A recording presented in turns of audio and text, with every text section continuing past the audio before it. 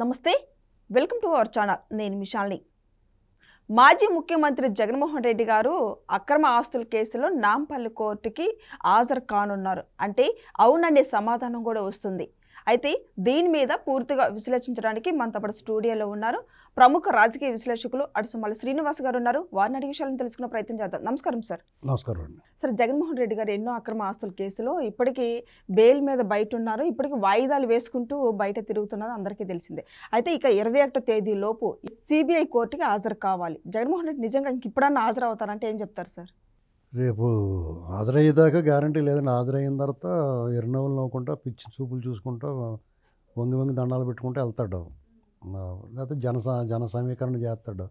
నాకు విపరీతమైన ఆదరణ ఉంది, ఓట్లు వేయరు కానీ జనం వస్తారండి అని చూపించుకుంటాడు. దీనివల్ల కొంచెం ట్రాఫిక్లో ఇబ్బందులు ఉన్నాయి కాబట్టి రేపు నుంచి నన్ను ఇంటికాడి నుంచి మాట్లాడతాను, ఇలాంటివన్నీ అడగడానికి కొంచెం ఇలాంటి రికార్డింగ్ చేయడానికి ఛాన్స్ ఉంది. అయితే అప్పుడు తెలంగాణ సిబిఐ కోర్టుకు అయితే వైజాగ్ కోర్టుకి వెళ్ళండి అని చెప్పేసి మార్చితే మార్చచ్చు. ఏంటండి, నీకు ఇక్కడ కుదరపోతే అక్కడ బాగా ఉంటుంది, నీకు మీ రాష్ట్రంలో నువ్వు దొప్పించుకో అని చెప్పి పంపితే పంపచ్చు. అలాగా వీళ్ళు ఏదైనా ఏర్పాటు చేసుకుంటే అక్కడ వస్తాడు వచ్చి. అయితే ఇవన్నీ కాదండి, అతను ఒక టైం ఇచ్చాడు. నేను పలానా టైంకి వస్తాను, పలానా టైంకి వెళ్ళిపోతాను, పలానా టైంకి వస్తాను, కోర్టు ప్రారంభమైన టైంకి రావాలి నువ్వు. వాళ్ళు ఎప్పుడైనా పిలుస్తారు, పిలిచేదాకా అక్కడ ఉండాలి. లేదా నేను ఈ టైంకి వస్తాను, ఈ టైంలో విచారణ చేసి పంపించండి అని ఏ కోర్టు ఎక్యూజ్డ్ అయినా కోర్టుకి అలాగా ఒక టైం టేబుల్ ఇవ్వగలడండి. ఆ టైం టేబుల్ ఇచ్చాడు అతను. దీన్ని ఎలా యాక్సెప్ట్ చేస్తే సమాధానం చెప్పాల్సింది కోర్టులే, మనం ఎవరిని అడగక్కర్లేదు. మీరు అదే పని ఈ దేశంలో అందరికీ చేయండి. మీకు సాక్షులకు వాయిదాలు ఉంటాయి కదా, పలానా టైంకి వాయిదాకి వస్తారు, అదే టైంకి వాళ్ళకి విచారణ చేసి పంపించండి, లేకపోతే వాయిదా వేస్తే వాయిదా వేసి పంపించండి. దీని మీద చర్చ జరగాలండి దేశంలో. ఇలాగా వదిలేసి పెట్టి ఊరుకోకూడదు. ఆర్థిక నేరస్తులు ఉగ్రవాదులని కోర్టే వ్యాఖ్యానించారు. అటువంటి ఉగ్రవాదికి మీరు అలాంటి ఛాన్సులు ఇస్తామేంటి? మోకాలు చెప్పులు తీసేసి లోపల కూర్చోబెట్టకుండానే ఊరికే ఇది ఒళ్ళు ఉడికిపోయే దేశంలో ప్రజల్లో ఒక రకమైన ఆందోళన, ఆక్రోశం మొదలైంది. ఇది ఉద్యమ రూపం సంతరించుకుని తిరుగుబాటుకి దారితీసే అవకాశం ఉంది. అంటే సాధారణంగా మాకు ఉద్యోగాలు ఇవ్వండి, లేకపోతే ప్రజలకు అన్యాయం జరుగుతుంది, లేకపోతే ప్రాంతాల గురించి ఇలాంటి సెంటిమెంట్ ఉద్యమాలు జరుగుతాయి. నా లెక్క ప్రకారం మొట్టమొదటిసారిగా ఇలాంటి ఆర్థిక నేరస్తుడికి వ్యతిరేకంగా ఉద్యమం రావచ్చు ఆంధ్రప్రదేశ్లో. భవిష్యత్తులో వచ్చే అవకాశం కనపడుతుంది. ఎందుకంటే ఇతను ఇలాగే విడిచిపెడుతుంటే దేశం సమాధానం చెప్పాలి, వ్యవస్థల సమాధానం చెప్పాలి, మొత్తం ఫోర్త్ టెస్ట్ అన్నీ సమాధానం చెప్పాల్సిన పరిస్థితి వస్తుంది. ఇతనికి ఏంటి స్పెషాలిటీ? ఇవాళకి 13 ఏళ్ళు అయిపోతుంది అతని మీద కేసులో. ఇవాళకి ఒక్క అడుగు ముందు జరగలేదు. 16 నెలలు జైల్లో ఉండి బెయిల్ మీద వచ్చాడు. బెయిల్ ఇచ్చిన నిబంధనలన్నీ ఉల్లంఘించాడు, సాక్ష్యాలని ప్రభావితం చేశాడు, బెదిరించాడు, కొంతమందిని ఇబ్బంది పెట్టాడు.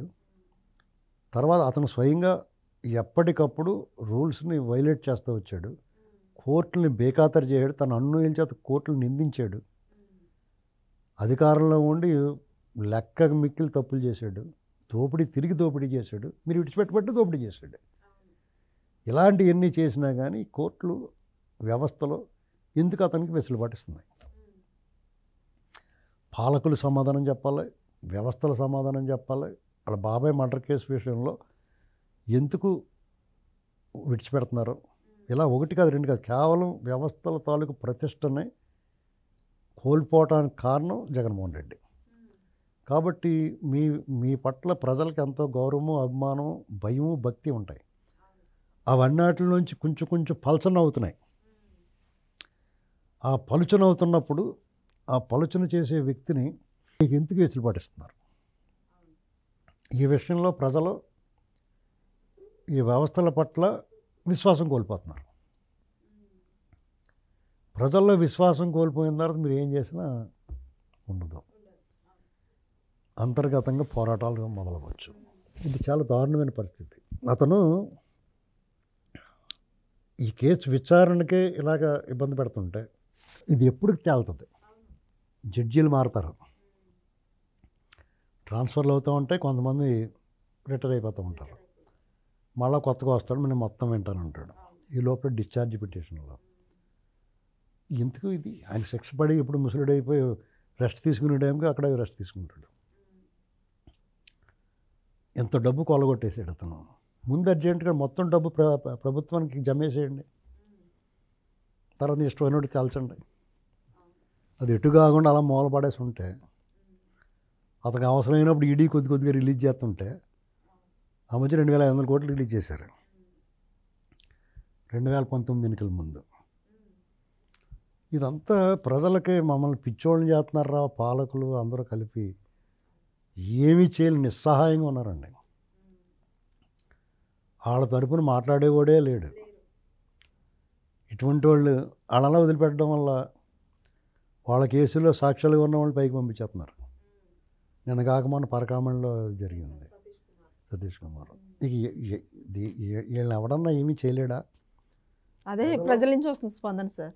ప్రజలు ఇంత భారీ మెజారిటీ ఇచ్చిన ప్రభుత్వాలు కూడా ఏం చేయలేకపోతున్నాయి, వ్యవస్థలు ఏం చేయలేకపోతున్నాయి. దీని పరిష్కారం ఏంటి? ఇది అందరిలో ఉన్న మెదులుతున్న ప్రశ్న.